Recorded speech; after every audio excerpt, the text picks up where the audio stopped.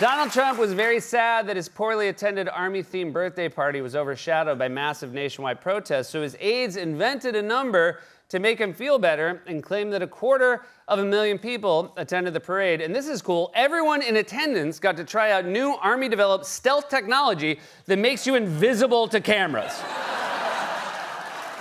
There were 250,000 people in that clip. You can't see them, but the Trump administration helpfully provided this official photo to prove they were there. For more on this, it's time for a closer look. You guys, I do consider it my mission to find joy wherever I can, but after the last few days, I'll be honest, I was feeling pretty bummed about the state of American democracy. I know, you're thinking to yourself, but everything's been so great. But seriously, in the span of about 72 hours, a sitting U.S. senator was thrown to the ground and handcuffed for asking a question at a press conference. A cabinet official said federal troops were deployed to liberate L.A. from its elected leaders. Active duty Marines detained a U.S. citizen on American soil. A right-wing assassin murdered a Minnesota lawmaker, and then Republicans shamelessly lied about it. Tanks rolled down the streets of Washington for the president's birthday. The president threatened to get us mired in yet another disastrous war in the Middle East. Then he posted an insane screed ordering federal agents to go after Democrat power centers. And then the president's family debuted a new cell phone company called Trump Mobile, along with a smartphone called the T1 phone that comes in gold. Unfortunately, it's just gold spray paint. If you use it on a hot day, your hand will look like this. Also, it doesn't have to be that hot, like 58 degrees or higher. So Trump is personally enriching himself while in office by selling a phone. These are the same people who lost their minds over what they called the Biden crime family. Imagine if during Joe Biden's presidency, you went to the Apple store and right next to the latest MacBook, there was an official Hunter Biden laptop. Comes preloaded with Ukrainian business documents, pictures of Hunter with the wang not blurred out. And instead of Clippy, there's a cartoon Joe Biden who corrects your grammar. Hey, Jack. Hey, slow down, Jack. Your subject, your verb, they don't agree. You dog-faced pony soldier. I'm not kidding around. And this is fun. It's called I'm Not Kidding Around Jackbook Pro. But credit where credit is due, the defenders of government ethics over on Fox News, who lost their minds over Hunter Biden, were consistent in their outrage when they heard about this latest Trump corruption scheme. And we begin this Sunday morning with the very serious allegations leveled at a sitting president of the United States. A deep dive and breaking news this morning into claims of influence peddling and selling out America while pocketing cash for himself and his family. Thank you, Maria. Everyone thought you were just going to betray your principles and do a 180 to show for the Trump's family's latest money-making scam. But you proved the critics wrong, and for that I salute you. In fact, I not only salute you, I salute you and pump my fist the way Trump saluted and fist pumped at his military parade on Saturday. Look at him. The right hand wants to salute, but the left hand wants to dance to YMCA so badly. So badly. Now, you might think this is disrespectful and that if a Democratic president did this, Republicans would lose their minds, but you're forgetting Article 15, subsection 3 of the Uniform Code of Military Justice, which says that when saluting, the left hand must look like it is dancing to What Is Love by Haddaway. That's right, the singer who did What Is Love is named Haddaway, so you can thank yours truly when you win Bar Trivia this week. Also, because it will probably be a bonus question, the character names are Steve and Doug Butabi. They're not going to just accept the Roxbury guys.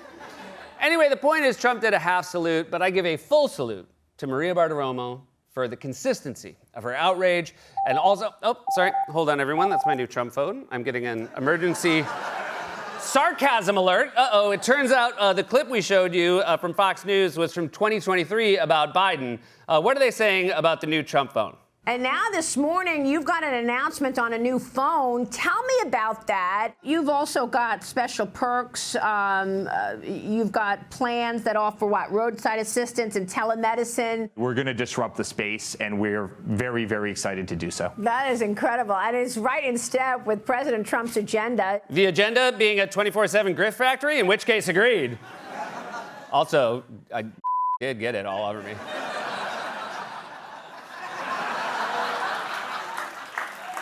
You gotta get it colder in here. By the way, I can't imagine what the hold times are gonna be when you use the Trump phone for medical services. You've reached the Trump phone telemedicine hotline. Our lines are busy now, or should I say line, because we only paid for the one. Please hold and remember, everybody dies eventually, so it's not that big of a deal.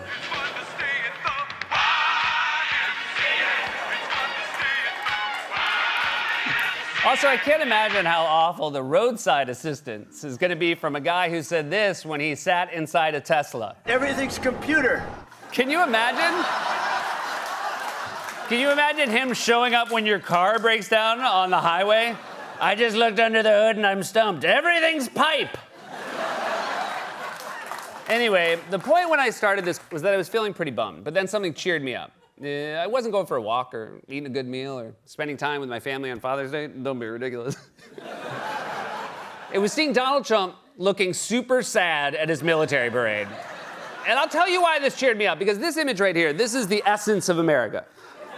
You can be the president of the United States. You can have an entire political party and a global media apparatus at your disposal. You can cow the media and the wealthy into obedience. You can command an army and deploy troops and have unlimited wealth and power, but you still can't force people to come to your birthday party.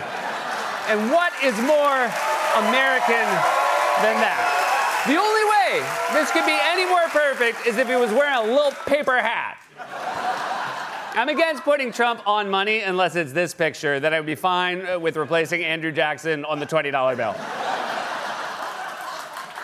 And Trump wasn't the only one who was sad. I mean, look at how bored the dignitaries were. At one point, Marco Rubio was caught on camera yawning. Dude looks like he's watching the Jets get blown out in the third quarter. Everything about this soggy, poorly attended birthday parade just made Trump look more pathetic. The special guests were bored out of their minds. The bleachers were emptier than a football game at Oberlin. The lawn had enough empty space for a game of ultimate frisbee. And then the true highlight, out came the robot dogs. These dogs reduce risk and support soldiers completely in high-stakes missions. They have a standard walk speed of 2 miles per hour and are working towards 6.7 miles per hour sprint. So much to say about the robot dogs. But let's start here. Way less impressive when the guy controlling the robot dog is walking directly behind him. You def want to take a single on the robot dog. I mean, does he have to be that close? Is it Bluetooth? Also, not sure if I need to see the second dog who's just carrying a flag. I don't know what the robot dog costs, but I'm guessing it's way too much money to just be on flag duty. I'm sure they would talk a big game about how the dogs are good at reconnaissance or crowd control, but they'll probably just deliver Uber Eats orders. Although my favorite thing about the robot dog was when spectators were allowed to interact with it.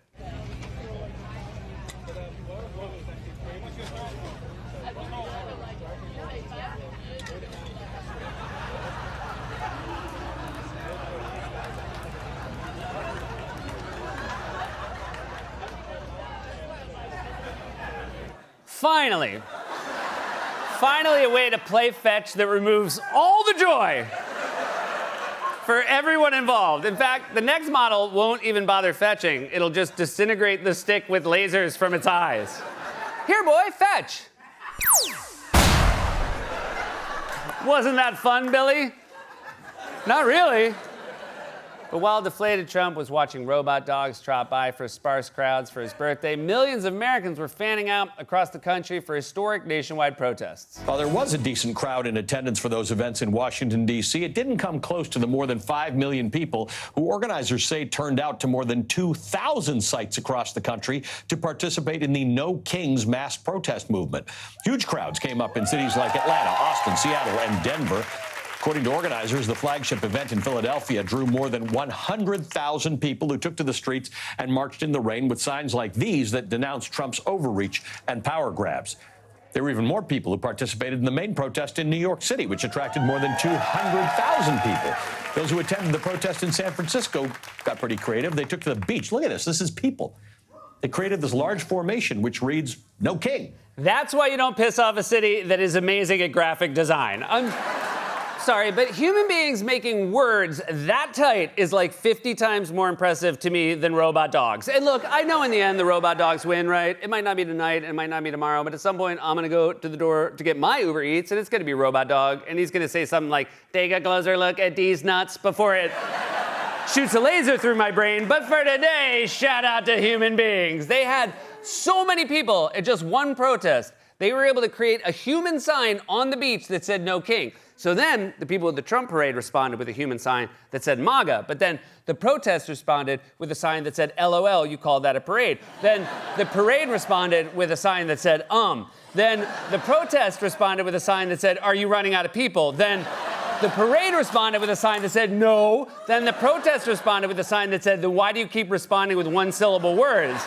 Then the parade responded with a sign that said, cuz. Then the protest responded with a sign that said, loser says what? Then the parade responded with a sign that said, what? Then the protest responded with a sign that said, you don't even have enough people to spell the word what.